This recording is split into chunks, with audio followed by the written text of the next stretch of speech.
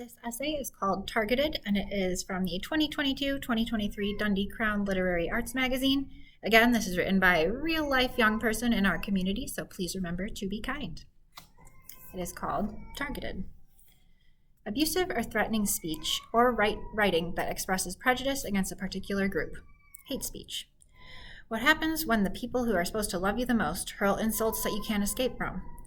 When every room you step in, there's a whisper of hostility. Having to find yourself through people's hatred towards who you are. Hate speech to me. Hate speech is being trapped. A place where teens are judged by peers, anxious from work, tired with no sleep. That's high school. Add on the fear of someone coming for what makes you you. Not being able to ignore them, having to see them in the hallways, in the classrooms, on the court, on the field, never being able to get away from the slurs, humiliating sounds, judgmental stares, and constant microaggressions. But they didn't mean it like that. They're just freshmen. They do not understand what they're saying. It was a joke. I wasn't supposed to hear that. Am I being too sensitive? Maybe it's me. Maybe I'm blowing it out of proportion. Maybe the feeling of being ashamed of who I am is just made up. Maybe the fear of seeing certain people in the hallways is just all in my head. Hate speech is not just being offensive. Hate speech is keeping my head up when people keep pulling it down with every step that I take. Hate speech is denial. Going out to eat is simple, but going out to eat with a girlfriend is a risk.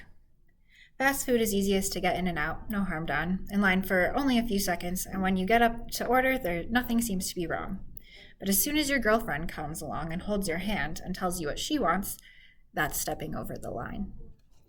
It stops the guy taking the orders in his tracks, like the world has just gone up in flames.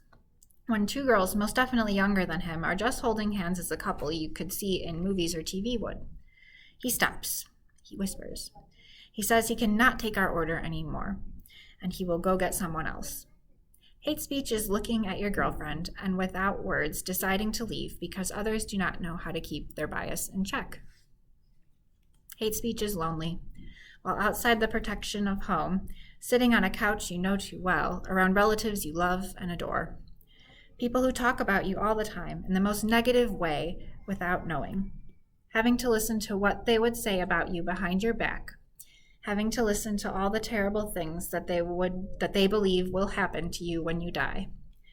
Having to listen to how you are living your life is disgusting, revolting, and not acceptable to society, and how your life should be a punishable offense.